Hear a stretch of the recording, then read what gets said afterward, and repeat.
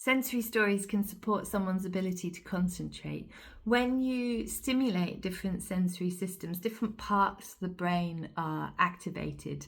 And if you think about the lessons that you remember from school, or ask somebody what lessons they remember from school, we tend to remember the lessons that had particular sensory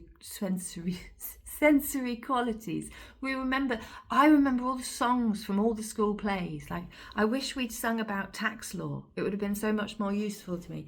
But I remember those things. I remember the drama lessons. I remember the science lessons with the Bunsen burners. I'm remembering the things that are the more sensory.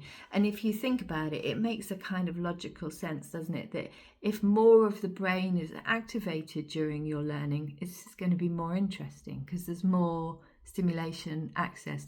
We find it easier to pay attention to things that have multiple sensory elements in general. Some people will be overwhelmed by that.